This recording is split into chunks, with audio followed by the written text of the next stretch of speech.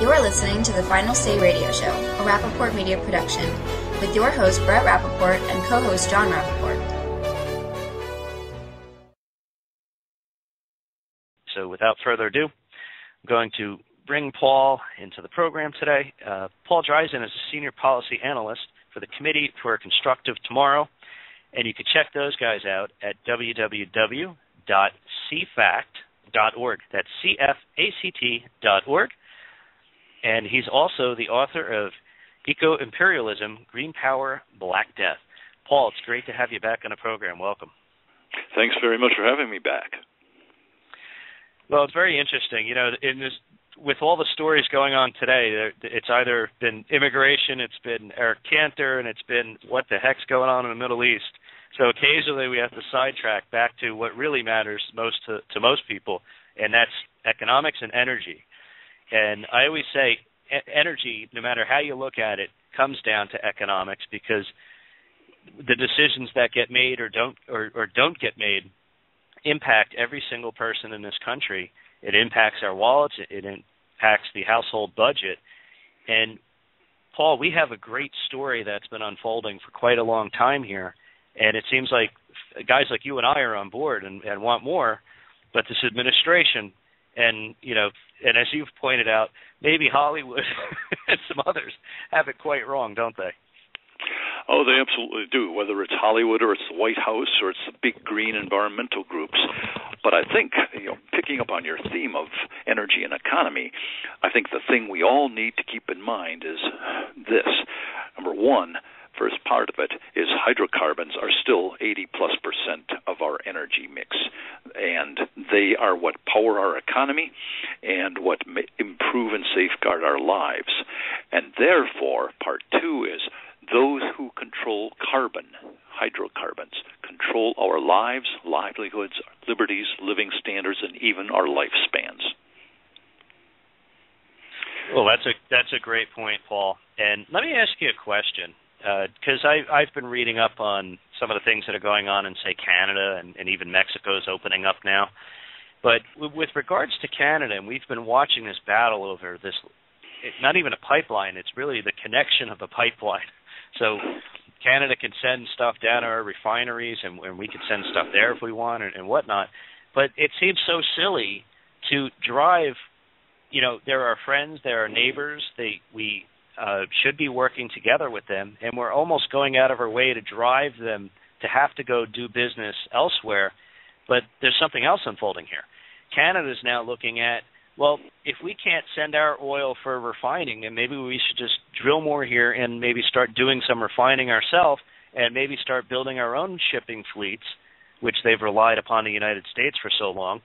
And I don't understand how this is has any positive signs for the United States, and we have to pay attention to this. And I know you and I do, but this administration is definitely going out of their way not to.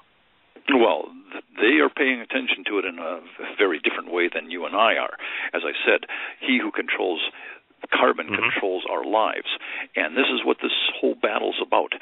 The administration, number one, hates hydrocarbons. Number two is using the hydrocarbon climate change argument and allegations to drive policies that essentially are going to control our lives, limit our livelihoods, and reduce our economic development.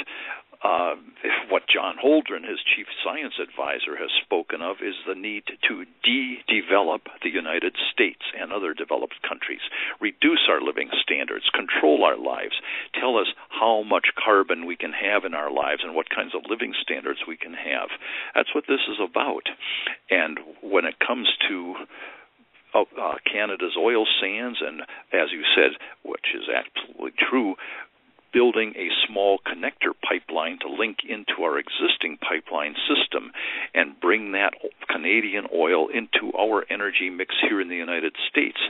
It's ridiculous. It's anti-jobs. It's anti-economy, but it's certainly in the context of what Obama's real agenda is, which is fundamentally transforming the United States, our economy, our living standards. And we've really got to keep that in mind. That's what this battle is all about. Bigger government, big environmentalism, big green, and controlling the amount of hydrocarbon energy we have access to. When you look at the current pipeline system in the United States, we've already got 185,000 miles of liquid petroleum pipelines, 320,000 miles of natural gas pipelines, and over 2 million miles of gas pipelines that basically take those other pipelines and run that natural gas into our homes to power our electrical systems, our heating and air conditioning systems in our homes. And for us to add a few hundred miles of Keystone Pipeline, 1,000 miles, whatever it ends up being, for all those jobs, it's just absolutely ludicrous to be opposed to that or be unable to make a decision on it unless you get underneath what's apparent on the surface to understand what's really going on. It is, and what's interesting about this particular case with the Keystone Pipeline is, you could give examples such as the unions have been for this because they recognize that it creates, at least for some period of time, a lot of well-paying quality jobs, and that's what they want. And they understand that if this particular pipeline, the Keystone, is successful, that chances are that there'll be another one to follow, or maybe similar projects to follow. And, of course, the more you work on these projects, the more expertise the people who are working on them gain, and the less, some of the concerns that we do have, they get minimized when you continually learn from the process of going through these projects. Absolutely correct. And when you look at our minus 1% economic growth in the first quarter, and basically a 60% labor participation rate in this country, and an effective unemployment rate on the order of 10 to 13% in reality. People are suffering out there, and Obama expects that a lot of people will sign up for the Democrats based on the fact that they don't have jobs and they need government handouts, rather than what drove this country to tremendous success and prosperity, which was free enterprise, free, responsible citizens, and a limited government with regulations that were actually needed to help improve and safeguard our lives, versus the kinds of overbearing, criminalizing regulations that we see today that are costing us, according to the Competitive Enterprise Institute's latest analysis, almost $1.9 trillion a year in regulatory compliance costs. And that's 1/8 of our entire economy. It's ridiculous. That is incredible, and I'd also add to the numbers you set forth on the unemployment rate, the fact that so many people who may have jobs are now working less hours, fewer hours, and maybe either getting paid fewer dollars or not getting increases that they would have under a true free market system. And I think it's very unfortunate, and it's almost like, to me, every single American citizen who drives a car or goes out and buys food because it impacts the food with our energy policy when you're using food for energy, or just the home utility cost and other things. It's like we're punishing the poor, and they don't really understand it or won't admit to it. I'm not sure which one, or maybe another answer. And I just don't understand at what point the American people, what does it take for us to wake up and understand the story of what's happening in some of the states around our country where the unemployment rate is like 2 or 3%, if there even is one, and you see these like small towns that no one ever heard of now becoming thriving communities based on this wonderful story. And I'll add this, Paul. I would argue that just what we know exists off the shore of New Jersey and on land in New York and Pennsylvania, I think there's enough there to create enough prosperity that it would spill into the surrounding states, and it would help Connecticut, it would help the Northeast, it would help Pennsylvania, it would help New Jersey, it would certainly help New York, not only create jobs, but deal with a lot of the other issues. And I'll add this one last thing, Paul, before I let you jump back in here. California probably has a tremendous amount of oil in numerous spots, and they will never touch it. And if there's any place in this country that has significant issues that could really use an influx of cash, California is one of those places. And it's like they do this to spite themselves. I don't get it. Yeah, you're absolutely right on every single point. And when it comes to poor families, they pay a far disproportionate amount of their total income for energy and for food. And food, as you say, is heavily dependent on energy prices, and especially where we're burning our food, our corn, to create ethanol, which is a poor substitute for gasoline. It gets far less mileage, takes huge amounts of land and water to produce it. It costs a lot.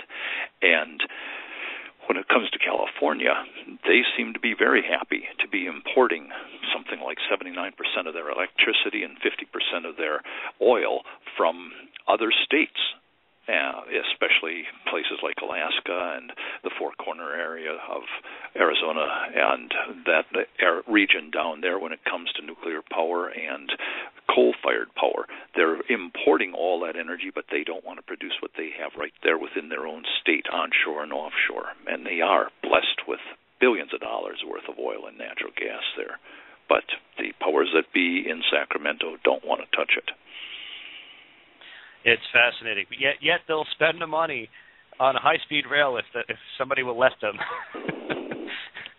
Yeah, well, they want to spend loads of money on high-speed rail. What they don't want to spend money on is a pipeline from Canada that would reduce the need to have rail transport of that same oil, which is a far more costly and dangerous proposition than a pipeline. We've had several bad rail accidents hauling that oil from Canada, and one of them cost almost 50 lives when a train exploded inside a heavily populated little town. We can't afford to keep doing that. It's insane stuff. But again, we go back to my initial point, which is, what is Obama really trying to do? He wants to fundamentally transform the United States into some kind of a hydrocarbon-free utopian society. And absolutely right. Now, this is interesting. What you've let me just touch on what you just said. With regards to the rail, I think a lot of that has to do with some very powerful people who own or stock in some of these rail companies that benefit from it, and I think that's part of it. But you bring up an interesting point of Middle East money flowing into various areas such as Hollywood and probably Washington, D.C. as well, to influence lawmakers and people to continue to look towards the Middle East for oil and kind of try to hold back the United States because, of course, their interest is in selling their oil. And when we become too competitive or beat them to the punch, if you will, it's a problem for them, and they recognize it. And I just wonder why we don't. I mean, you and I do, but... Yeah, absolutely. It's fascinating. You see, Matt Damon's film about fracking was financed by the United Arab Emirates. This latest film about fracking, another anti-fracking film, was going to be supposedly financed by a Middle Eastern sheikh.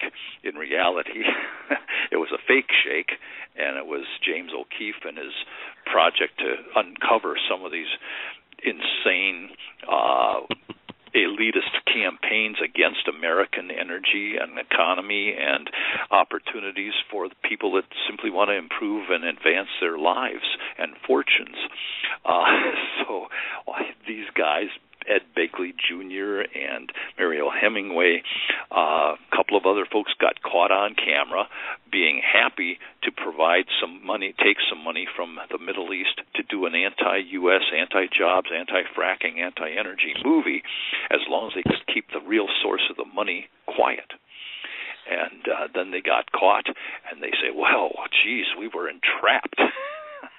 Sounds like the average criminal who pleads, well, the cops made me do it. I wouldn't have done it except for the cops, you know.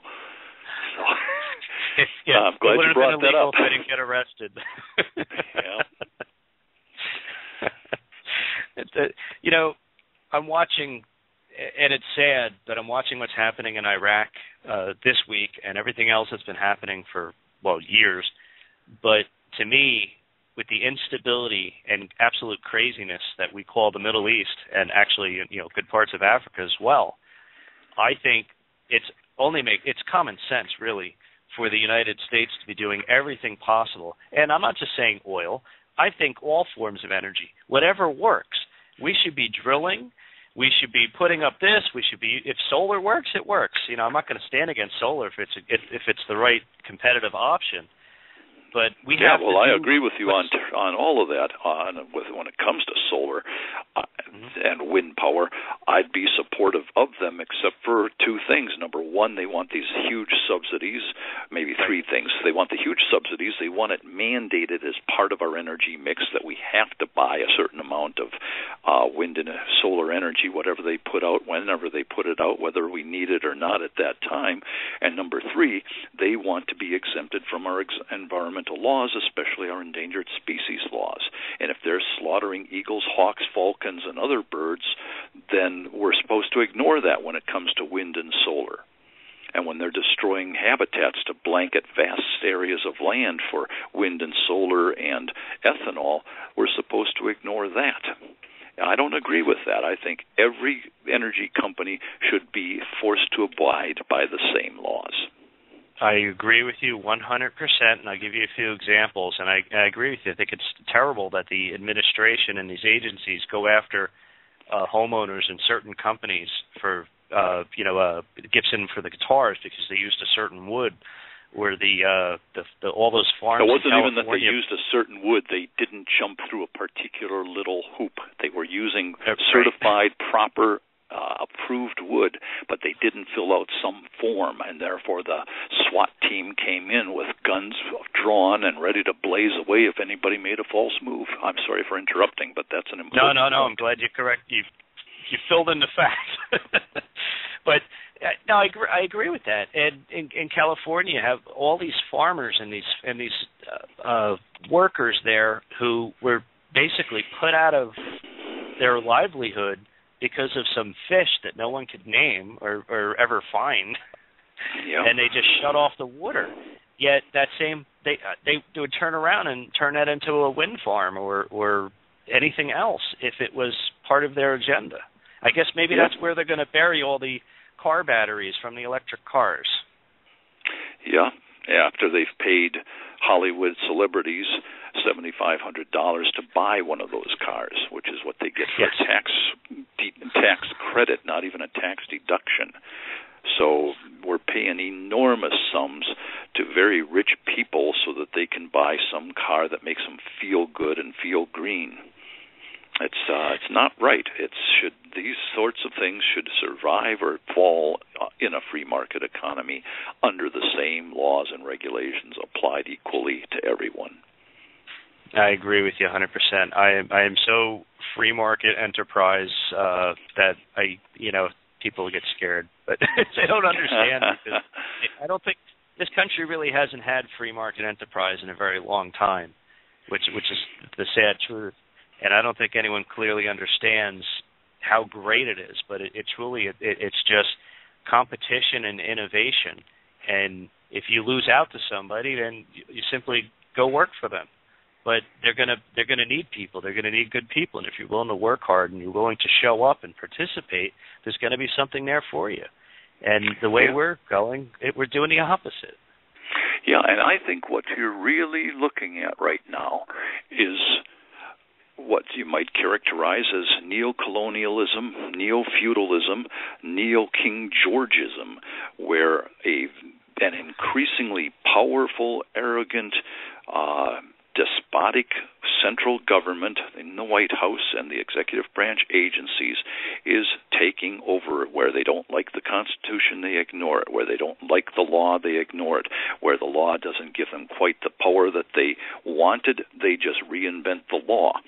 And the courts give them complete deference. They simply say, well, we have to defer to the agencies because they know what's best and they've done the science, which of course they haven't because it's very fraudulent science.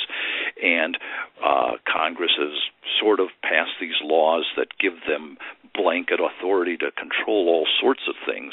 And so Congress has sidestepped its responsibilities. The courts are deferring to the executive branch. The executive branch, under this particular president especially, is just running roughshod over us, and we have essentially been turned into vassals or serfs of the state. I think the usurpations and violations that we're dealing with here are far worse than the colonialists did under King George.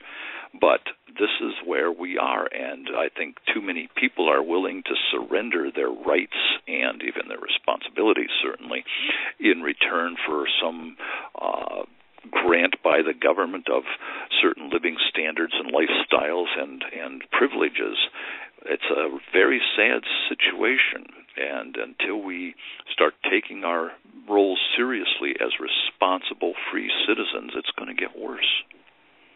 Absolutely. Paul, I couldn't have said it any better. Paul Driessen, I want to thank you so much for joining us today. It's always a pleasure to speak with you, and I think you and I and John share many of the same thoughts on all these topics, and it's always a pleasure. Once again, I'll give you the opportunity to share your website and anything else you would like to with our listeners. Sure. My Paul Driessen articles are available on townhall.com and CFACT.org and CanadaFreePress.org. And our organization is Committee for a Constructive Tomorrow, or CFACT, CFACT.org. Thanks for having me. Great. Paul Driessen, it's a pleasure as always. We'll talk to you again soon. Super. Thanks. Bye-bye. All right. Take care.